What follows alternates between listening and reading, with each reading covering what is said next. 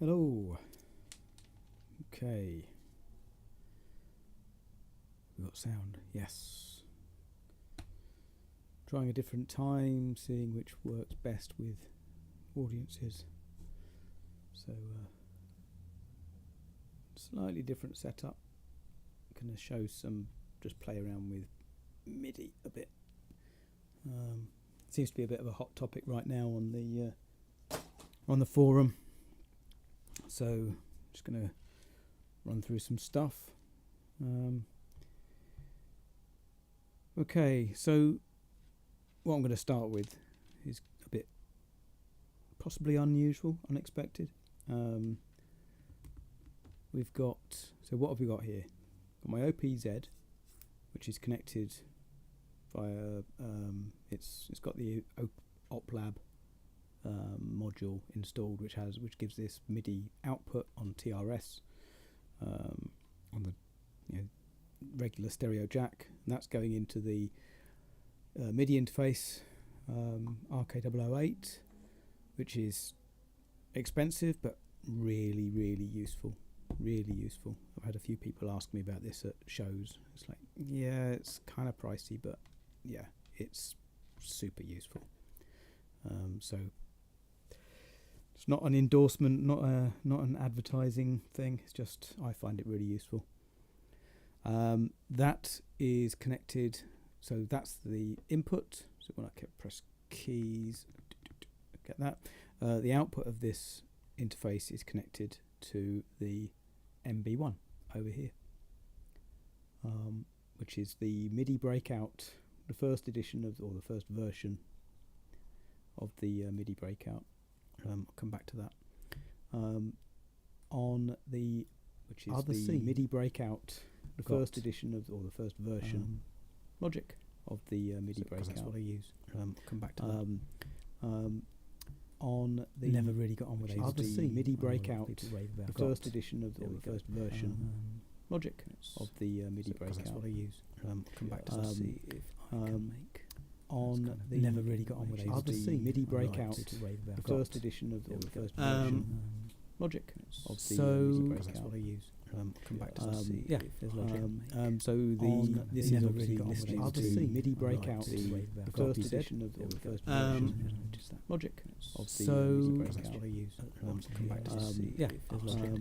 So this is obviously listening to MIDI breakout, the first edition of, or the first version. So if I press a key on the OPZ down here, you see MIDI indication. So this is obviously listening to MIDI breakout and because so through is press the key on the logic down here. Also see MIDI indication. So this is obviously listening to MIDI breakout and because so through is press the key on the logic down here. Also see MIDI indication. So this is obviously listening to MIDI breakout. So the original line of because so through is press the key on the logic down here. Also I made 23, I think it was. We've got, this is MCO1B, which is the, I'm just trying to focus on that, there we go. The second iteration of the MIDI controlled oscillator. The first version, the MCO1, doesn't have a button, so MCO1B, second revision, and also B for button. Why not? So the MIDI controlled oscillator is, as you might get from the name, controlled by MIDI. We have input, I is the MIDI input, and T is a MIDI through, so that's a hardware buffered through. Output, we've got A is audio, P is the polyphonic kind of cascade. So if you can put this into a polychain mode, and then the P output spits out some more MIDI information. If this is busy playing a note, then the MIDI is then for the next note is spat out of P and is then played by the next oscillator in the chain. T is trigger, so every time you press a new key. Sound. What are we doing? Ba, ba, ba, ba. Can you hear me now?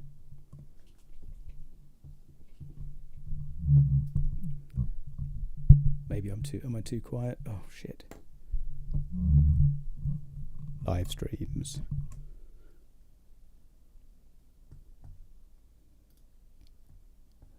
Find the right window.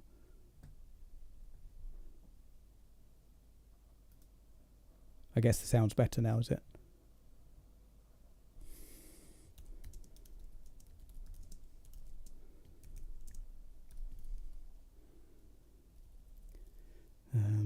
Let's see. All right, yeah, it seems like it should be okay. Right. Sorry. Where's he gone? There he is.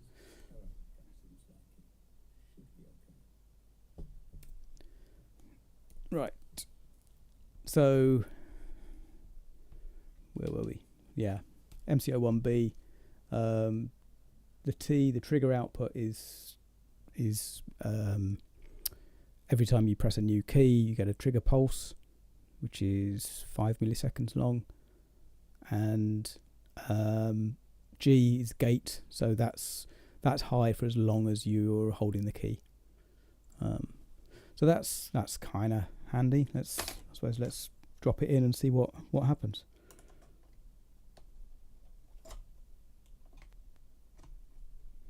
Okay, so on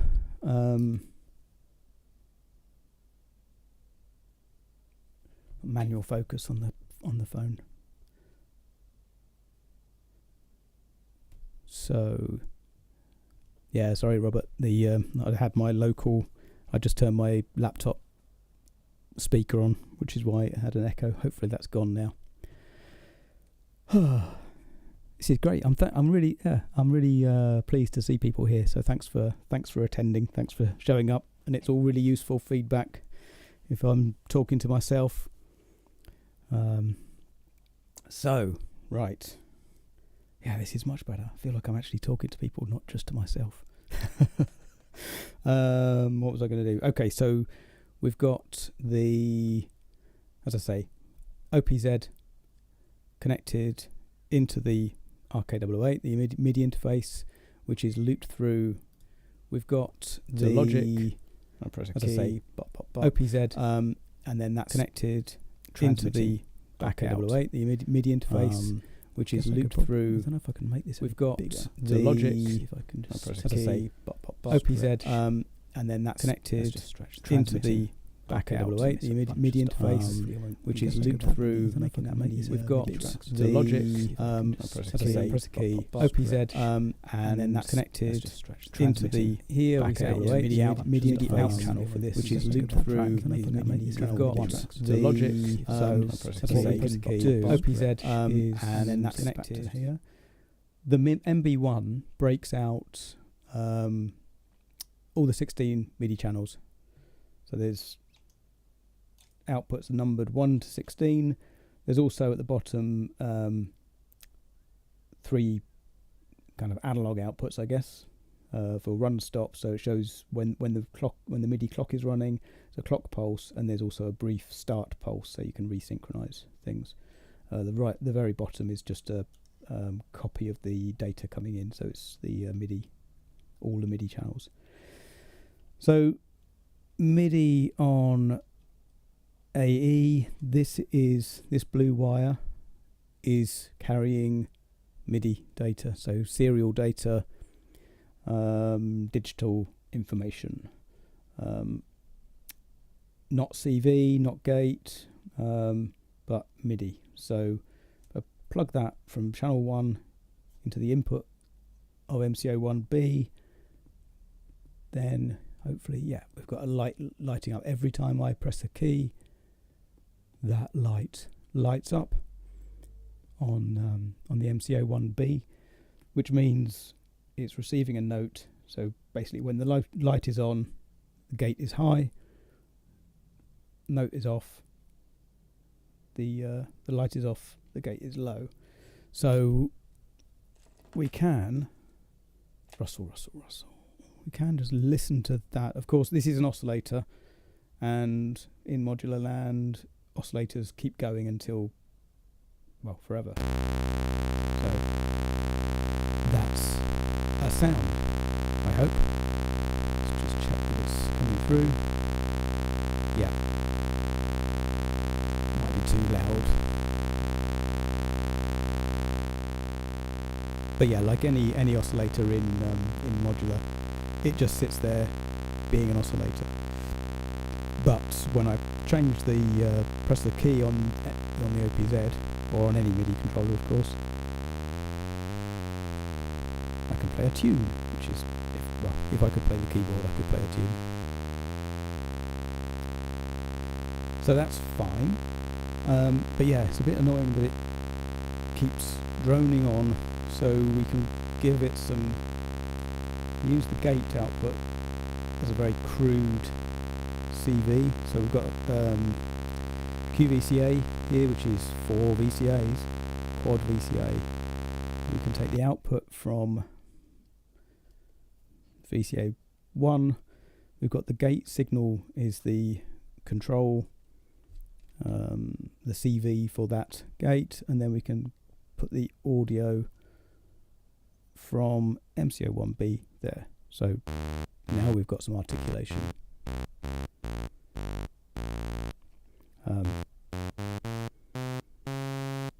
Lovely. Now, this is obviously MCO1B is a digital oscillator, and the thing about MIDI is that, you know, this one cable, all I'm showing at the moment is note ons and note offs, but these knobs on the OPZ or any MIDI controller can be they're sending MIDI CCs. That's continuous controllers, so you can spin up, 0 to 127. Now I've mapped these to the various voice parameters for the MCO1B. So yeah, I've just turned the waves down. So we have a ramp wave,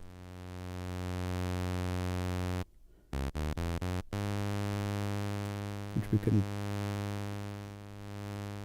move up and down. We have a square wave. Now the square wave has pulse width,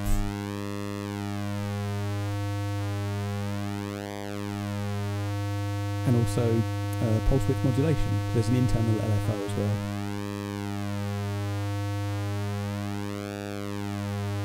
So you can get some quite chunky sounds if I move this down an octave.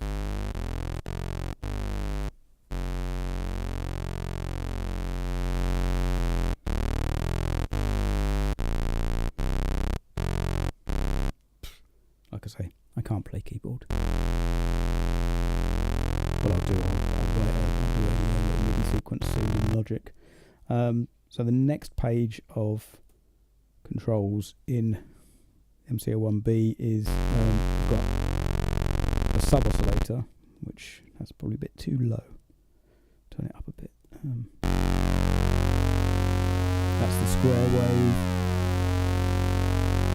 and then we bring in the sub.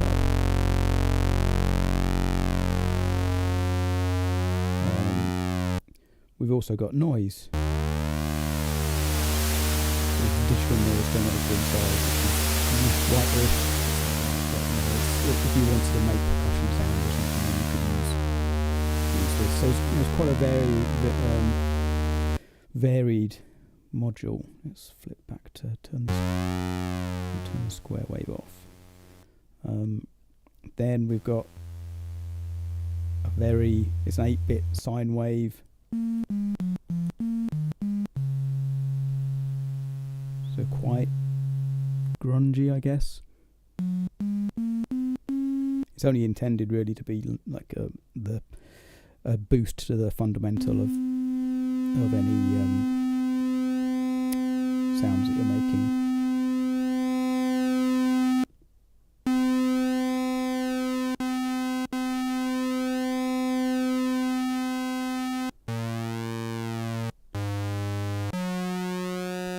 So we've got this PWM going.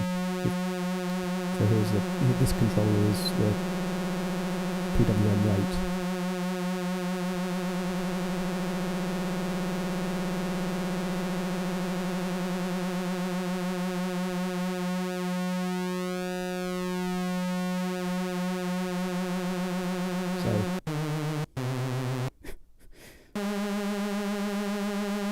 It's too fast, it sounds a bit silly, but you never know, you might want that.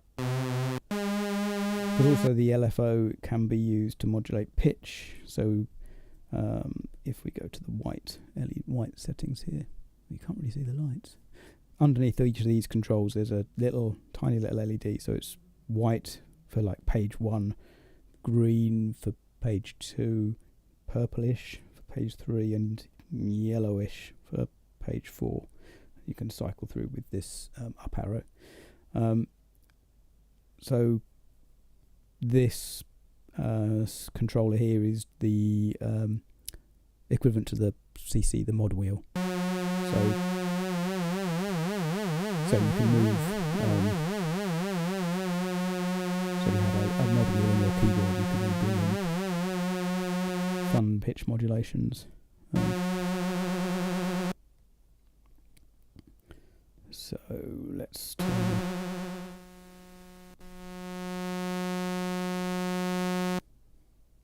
So that's now the ramp wave.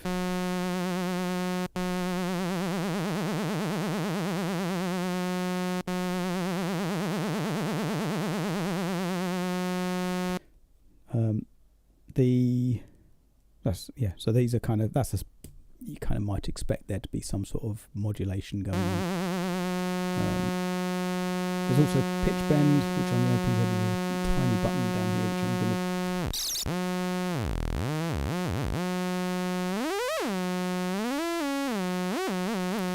to... Which you can set the range of the pitch bend with it's an NRPN, so it's always a standard NRPN. I don't think I've actually set it on this one, which is why it went a bit squeaky, and it's probably got a stupidly large, it's got a silly large pitch bend range. But you could set it to something sensible, like a fifth or some kind of musical interval. So that's that, I suppose. That's a quick tour of the MCO1B. Another thing that it does have is it has patch memories. So I can, if I go back to the quick tour of the MCO1B, we have here. Another thing that it does have is it has patch memories. Program 0. So I can, if I go back to the quick tour of the MCO1B, we have here. Another thing that it does have is it has patch memories. So it's 0, like 32 so I can combinations. There's presets to logic. We have here. Another thing that it does have is it has patch memories. So it's 0, so I can combinations. There's presets to logic. We have here. Another thing that it does have is it has patch memories. So 0, so I can combinations. There's presets to logic. Another thing that it does have is it has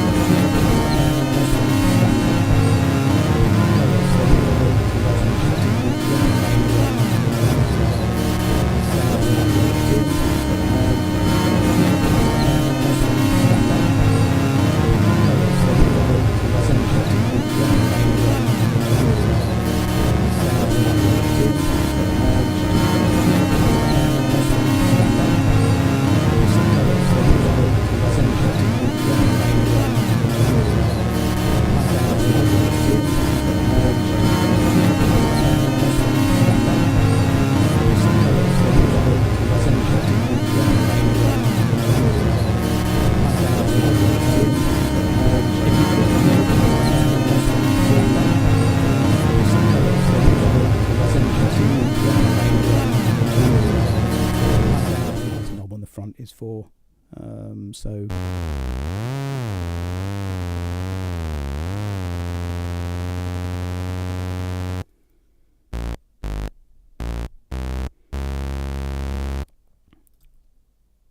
let's choose a different sound. Oof. So again, that's, you could set intervals. I can't remember what the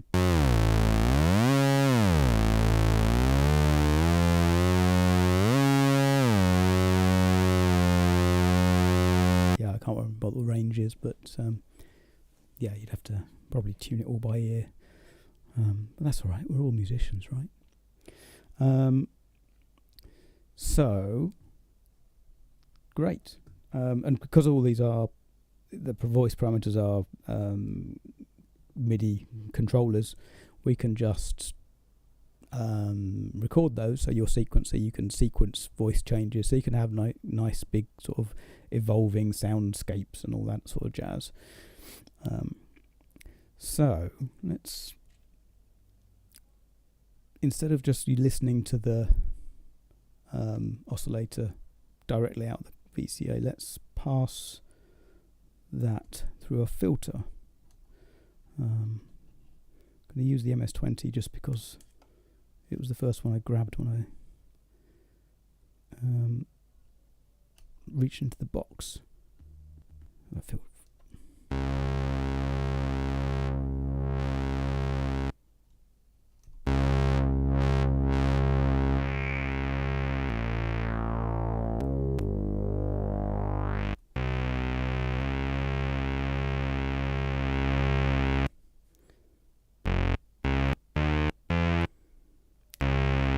so, as you might expect, it's nothing to do with me. It's the standard filter from the waves.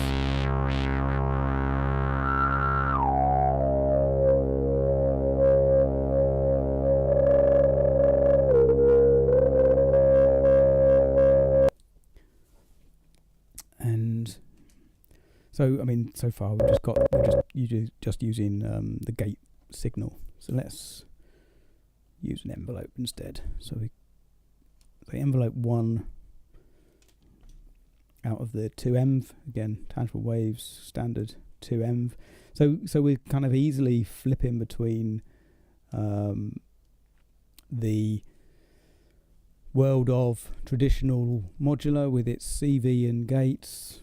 And we've started off in MIDI land, but as soon as we've got a gate, we're now triggering the regular. These are modules that everybody has in their system. Turn the gate on. So now we've got a bit of articulation.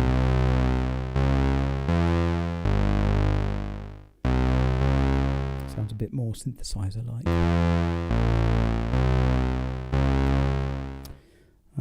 Now I mentioned this, the T output of MCO1, so that's the trigger. So every time you press a new key, it spits out a pulse of 5 milliseconds. Use a grey one there. So that means we can use a that means we can kind of trigger a different envelope every time we press a new key.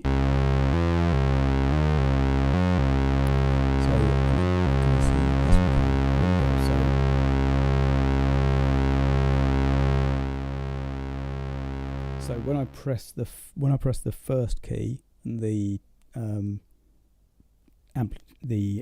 VCA envelope opens. That's the top envelope, so you've got that red light just here.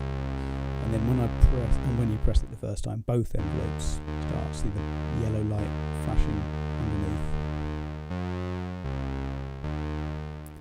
So if I hold a key and then press the second key, then I get a trigger. So that's every time you press a new key, you get this trigger output. So that's also useful because we might want to use that CV to control the filter.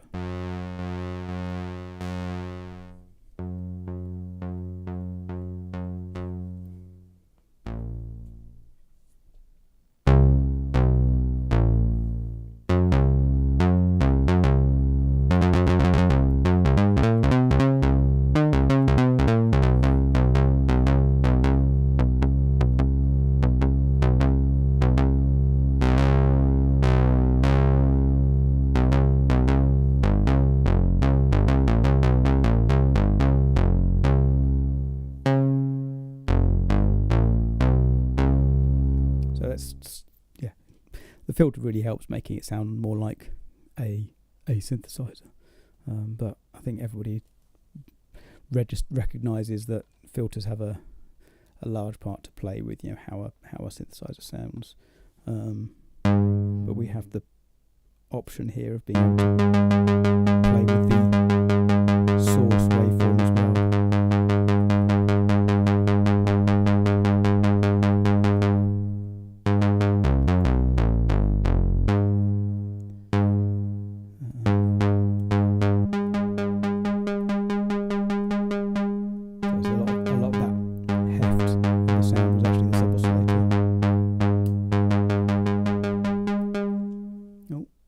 The camera.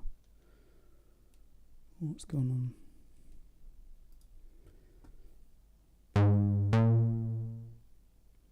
There we go. Right. Don't know what's going on there.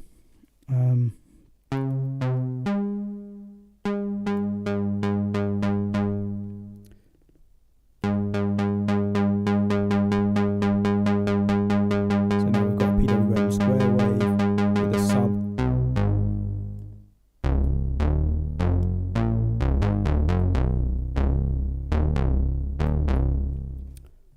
Fine, right, so we've got logic here. Let's hopefully the voice won't go weird, but I can make a new, right, so we've got logic here. Let's MIDI track, hopefully the voice won't go weird. I don't know, but I can make a new, right, so we can do the job seeing it. We've got logic here. Let's MIDI track, edit there, hopefully the voice won't go weird. I don't know, but I can make a new, right, so we can do the job seeing it. We've got logic here. Let's track, edit there, hopefully the voice won't go weird. I don't know, but I can make a new, right, so we can do the job seeing it. We've got logic here. Track, edit there, hopefully the voice won't go weird. But I can make a new, right, so we can do the job seeing it. We've got logic here. Track, edit there, hopefully the voice won't go weird. But I can make a new, so we can do the job seeing it. We've got logic here. Track, edit there, hopefully the voice won't go weird. But I can make a new, so we can do the job seeing it. We've got logic here. Track, edit there.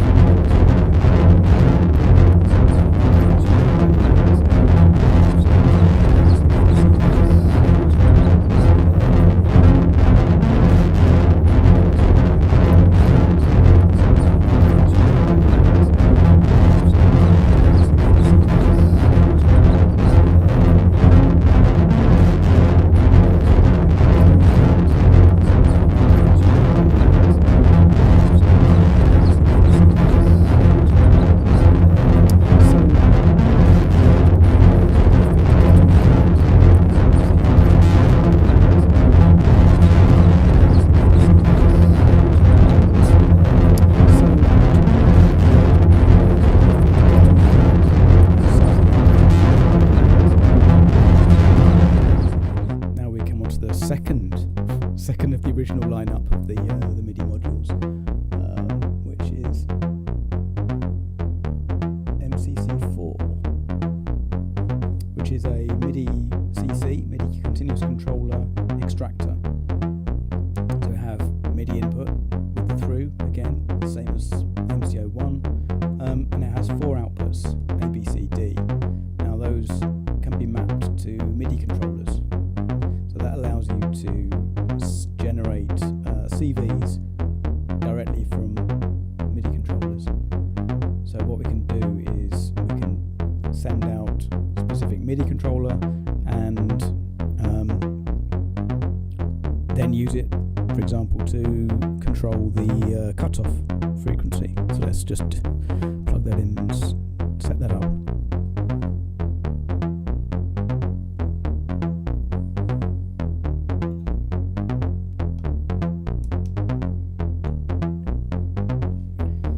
So like I said before, we can either set it up as a different MIDI channel by plugging it into the MB1, or if we want to listen to the same MIDI channel as the MCO1B, we can use the through output from there. So let's just do that, because then we can keep everything together in the screen on Logic. So I'm going to stop this for the moment. Stop the sequence, because one thing, and go back to Logic. I'm going to stop this for the moment. If I turn on the CC sequence, I can one thing specify and go back to MIDI controllers. And what I'm going to do is stop this for the moment. If I turn on the CC, it is sequence at random. I can one thing specify 117 different MIDI controllers. What I'm going to do is to make sure that it's not going to be interfering with it is for the sequence at random. I can one full list of the controllers 117 different MIDI controllers. What I'm going to do is to make sure that it's not. What we can do is now it is for the sequence at random. Click. I can one full list of the controllers 117 different MIDI controllers. What I'm going to do is to make sure that this view, you can see when I wiggle that line, send a CC out, then the light is flashing on just down here. So we're sending MIDI data.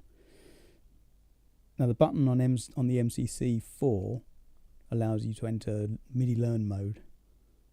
So a short press, if you do a short press and then wiggle your continuous controller, it will learn that, and then the output A will be based on that MIDI controller. So in this case, 117. B will be the next one up, so that's 118. C is 119. D is 120. So that's basically it will map a block of 4 continuous controllers to voltages. So let's do that. Right. And now you can see the light. I think you can see, yeah, the light on the MCC4 is blinking away because it's registering. I'm seeing some data that I know about, basically. So we've got that. So let's use that controller. Let's put it into CV2 of MS-20. So let's delete that. Right, go back to Logic. So this purple line here is going to map to a voltage. Now let's see what happens. So go back to Logic. So this purple line is going to map to a voltage. Now let's see. Now we've got MIDI controls. So go back to Logic. So this purple line, MS-20 filter, is going to map to a voltage. Now let's see. Now we've got MIDI controls. So go back to Logic. So this purple line, MS-20 filter, is going to map to a voltage. MIDI controls, so back to Logic. So this purple MS-20 filter is going to map to a voltage.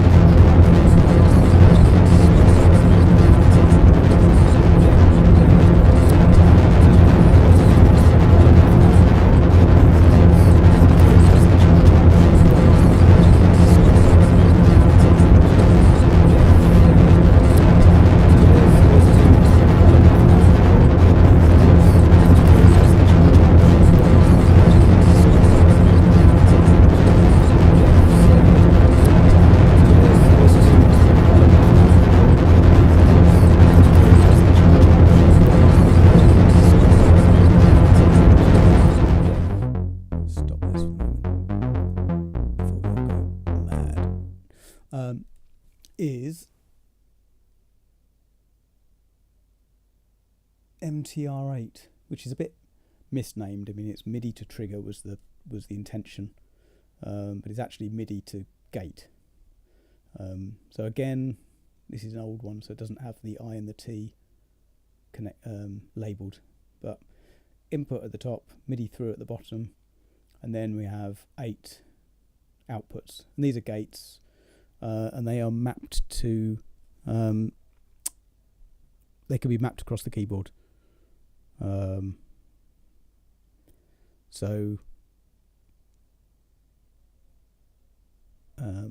Sorry, I'm just looking at the chat.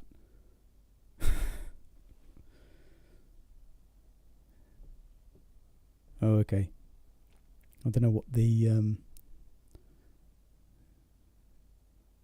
is my voice not audible, or am I just not making sense? I can't really tell. Sorry about that.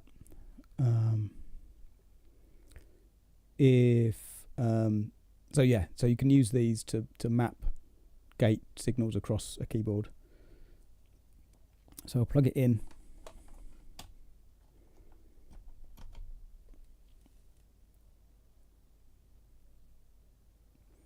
And the idea with this is to be able to trigger drum voices, of course, because I do like my drums. What we'll do, let's run a different MIDI channel. So MIDI channel 2.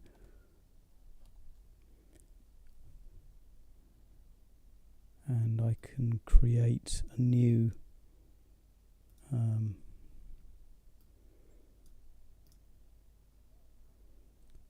external MIDI track.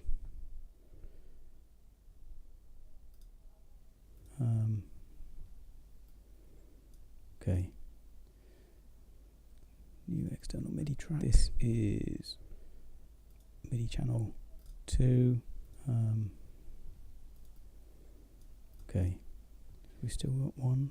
New external MIDI track. This is MIDI channel 2.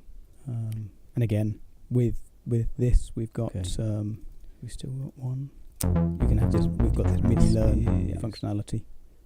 MIDI channel. So the same with the MCC4. And again, with this we've got we still got one. So let's say you can have this. We've got the MIDI learn functionality. I can click the button on the MTR8. So same with the MCC4. And again, and now we can map with this. We've got responding one. So if I now click the C3, this is whichever key that is on the OPZ.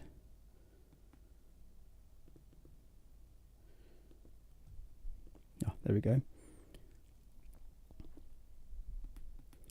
So can you see? And then though that is output 0, 1, 2, 3, 4, 5, 6, 7, and now we have no other outputs. So I'm going to quickly just patch output 0 to trigger the bass drum, and I'm just going to patch that directly to the mixer.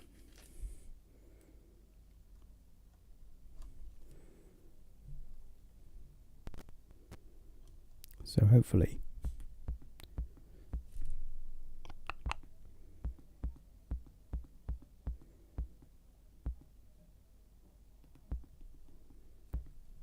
mix it up.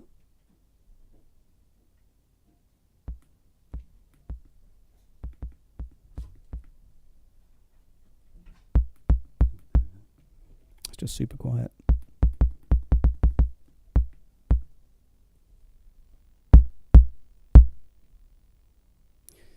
So we have a bass drum mapped.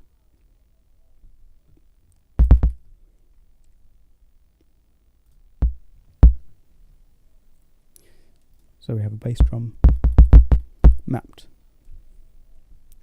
So of course we can make a so we have a bass drum pattern mapped. So of course, very exciting one we can make. There we go. If I mute the bass line, so we have a bass drum pattern mapped. very exciting one. We can make so that's happening on MIDI channel 2. And then we can bring in bass line. So we have a bass drum. The other part mapped. So of course, very exciting one. We can make so that's happening on MIDI channel 2. And then we can bring in bass line. So we have a bass drum. The other part mapped. Oh, I see what happened. OBS. Yeah, OBS is taking the audio from the laptop. I'm an idiot. Right, what's it taken? 50 minutes for me to work that one out. Sorry, Robert. I should have been paying more attention. Okay, so now hopefully the audio is clearer, and I can bring in the bass line again. So yeah, that's kind of a thing.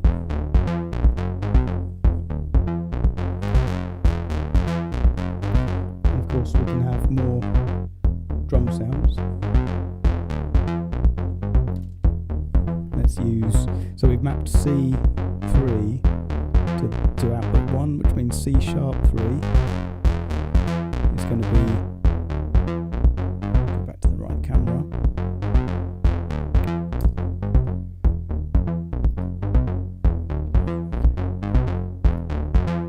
So I can trigger the snare.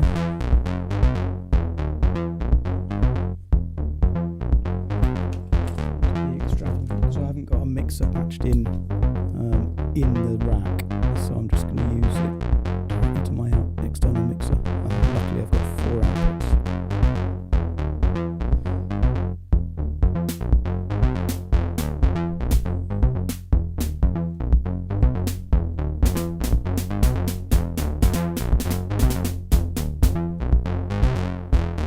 So that's me hitting C sharp 3. If I stop the sequence, we've got kick drum is mapped to C, snare C sharp. Because while we're at it, let's map the rest in, and then of course we've got the hi-hat, and the hi-hat has of course 2 triggers, open and closed. So I'm going to map those to D and D sharp by using output 3 for the closed hat and output 4 for the open hat. So kick, snare,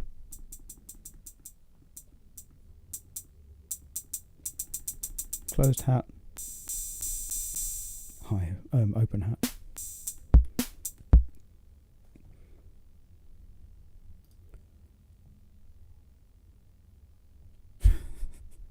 Hooray, duplication is gone. Thanks, Robert. So let's just mute the bass line again and go for, so we've got this kind of standard dull kick drum part. Let's make it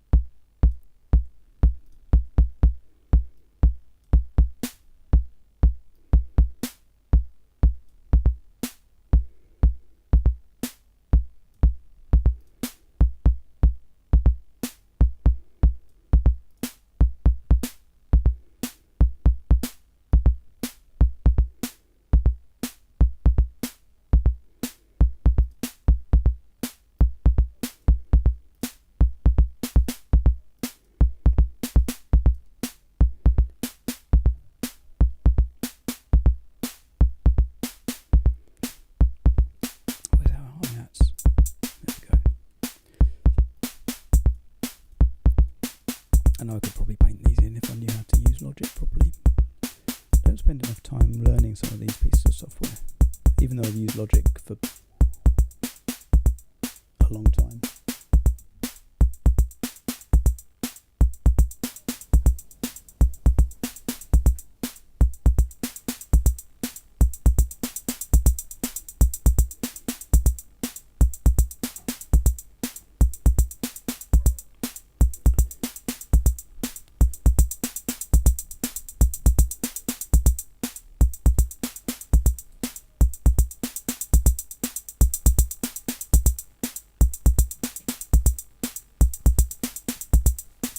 So I think what's actually happening is some of the triggers are a bit shorter than others just because of the amount of MIDI data that's happening.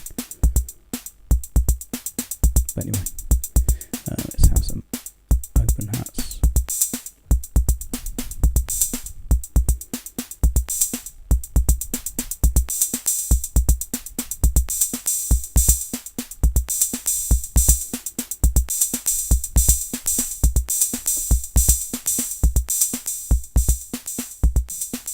So that's one of the things that isn't obvious with the hi-hat, the HH110, is that there's actually kind of three combinations of sounds. There's the closed hi-hat, which is that short one. We've got open hi-hat, which is obviously longer. But if you have both running at the same time, you have this kind of slightly accented, so it's kind of a midway between the two.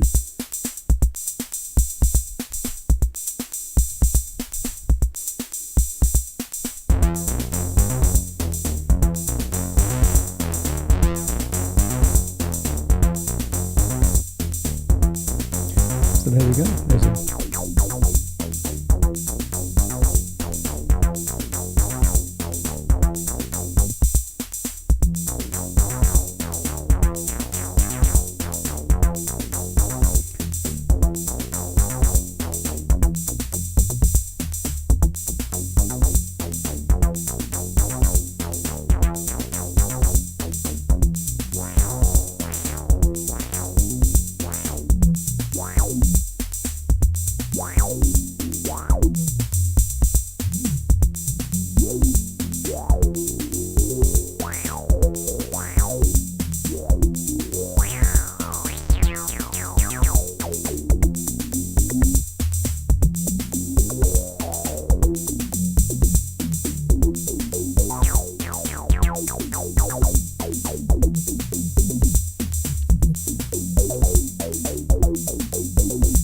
So this is kind of why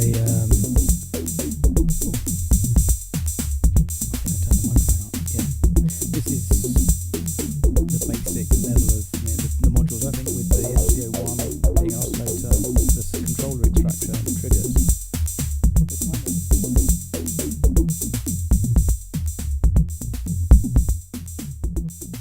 kind of got everything you need. Pretty much. One trick that the MCC4 has that I haven't touched upon right now is it can also be a MIDI to CD converter, which so you can actually MIDI control your existing analog oscillators. So I already described how you use the button to do MIDI learn. And if you send it a CC, then it uses those CC messages as the outputs. If you send it a note on, then it flips it into MIDI to CD mode, which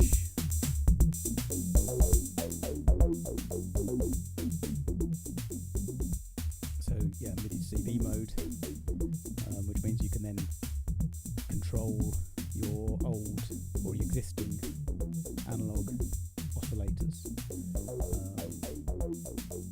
So this is described on the product page for MCC4, but it's something I probably don't talk about so much. Maybe I should do that. Maybe I should.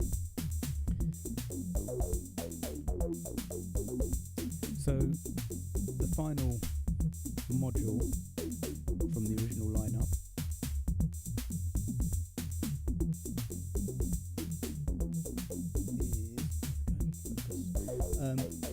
MDiv, which is a MIDI clock division module, which allows you to set 4 different clock subdivisions from the incoming MIDI clock. Now, MIDI clock is running at 24 pulses per quarter note, which is kind of too fast to do anything with directly. So you always have to divide it down. So what I'm going to do, I'm going to tear up all this stuff And let's have a quick journey into MIDI clock.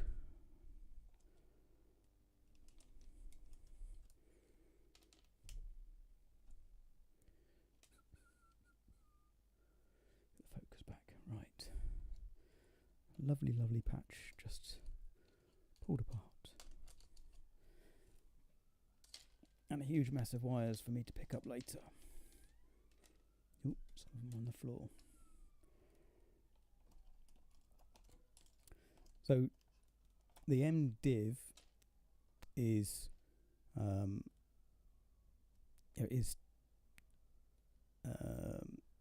clock divider, as I said. Let's take these out. Now there's clock division built into the MB1. We have clock outputs here right at the bottom. We have a run stop. We have clock start. So we could plug that clock straight in, and then when we start our sequence, hopefully I've set the clock up. I'm going to mute that and mute this. Yeah. So there's some clock signals. We can use that to trigger. Let's say we wanted some sort of clock pattern.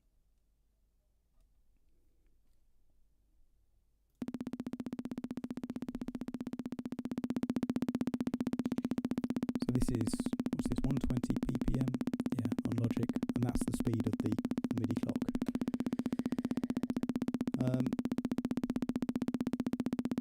Fortunately,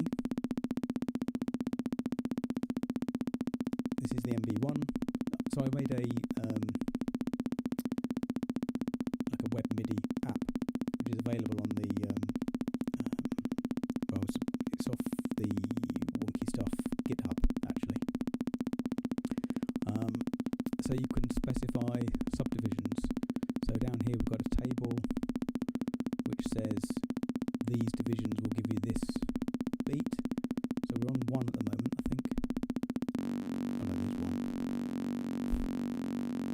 So that's what 24 pulses per quarter note sound like. If I specify, so here, 6, divide it by 6, that's 16th notes.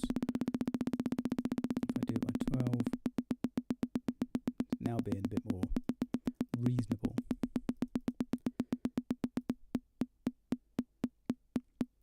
24 is quarter notes. I can just type the number in, but I'm just indexing through with it. Okay, 48. So that's. Let's stick that on the kick drum for a start.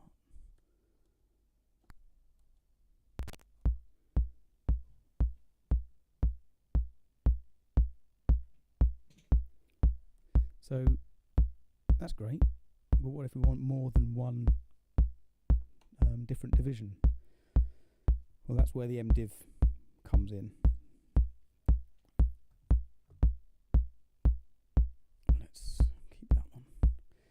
So, like I say, so if I use mdiv instead, so I'll take the bottom pin, which is MIDI, the raw data, input, so there you can see lots of blinking lights in that.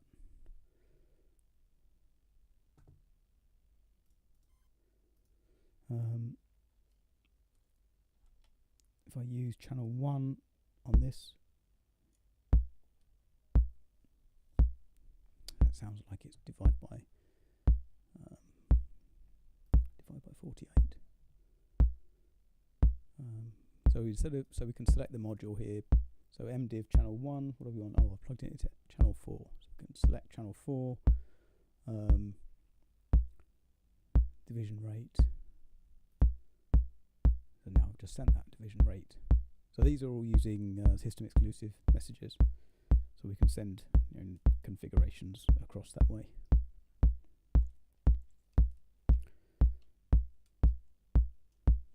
So we can also set up, I'm going to set up off channel 3, I'm going to set up a, so we can set channel 3 here.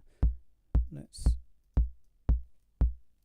set up a division of 96. We'll stop and restart this clock.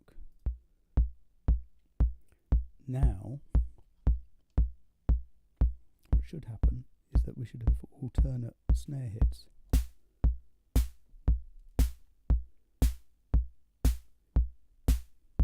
Which is all very lovely. So this is as you can see, we're making a drum pattern here without using any sequencer, just using clock divisions, because this is it's quite a if you've got something very regular, then that might be what you want. Channel 2, that's running a bit too fast. So channel 2, let's have that running as 16ths. So it's a division of 6. I think there's something going. There we go, that's better. I think the tempo is running twice as fast as I think it is.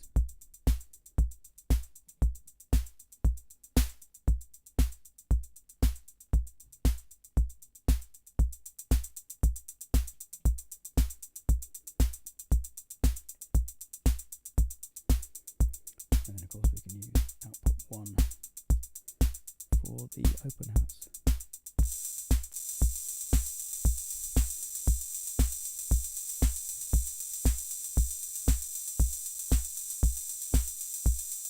We choose some really weird division.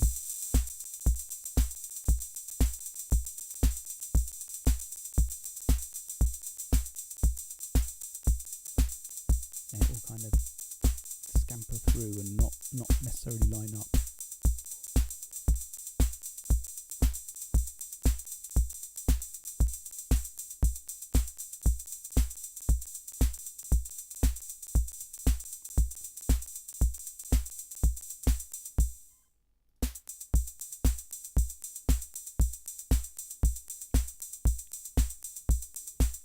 So we can go back to the snare. Well, we've got the kick drums going on every beat. That's on channel 4. What the division rate was it? 96. 96 is... Okay, that's just happened to work. So we can hear now that the kick drum and the snare are happening at the same beat. But they're both divided by 96. We don't want that, but we want them to alternate. So what we can add is this clock offset. Send the offset. Now the offset only makes sense at the beginning of the start of the rhythm. So basically what the offset does is it waits that many clock ticks before starting its first pulse. So we should now hear alternating bass and snare rather than together. Just like that.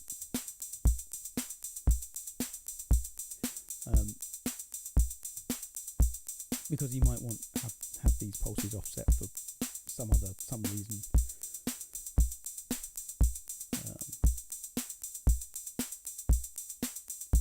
Yeah, it's just a thing that will be useful.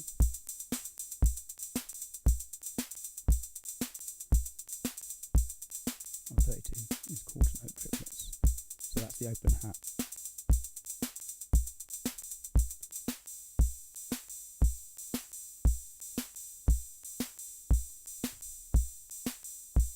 So you can do some reasonably interesting little divisions. Change this to 16 for channel 1. We can reinstate the closed hat.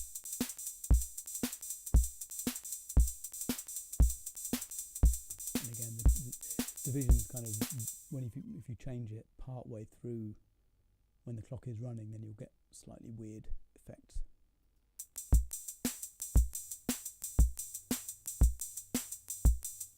So now we've got a triplet hi-hat pattern.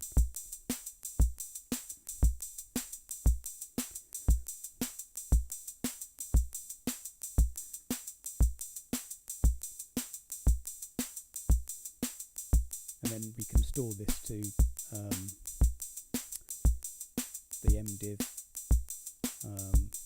as a store button, store to EEPROM, which means the next time we turn this on, it will remember that division. So you can set up a standard drum pattern, for example, in the mdiv before a gig, save it to EEPROM, and then when you arrive at the gig, power it all on. It will then be present. Okay, so I think I'm going to call it a day now because of how long we've been going, hour and 10, yeah. Hopefully that was a little bit interesting. If there's any other questions that maybe something wasn't clear, maybe the audio was so terrible I'll just need to rerun this whole thing. In which case I might make a proper edited video, because then I can review what the sound sounds like. Anyway, thanks for your time and see you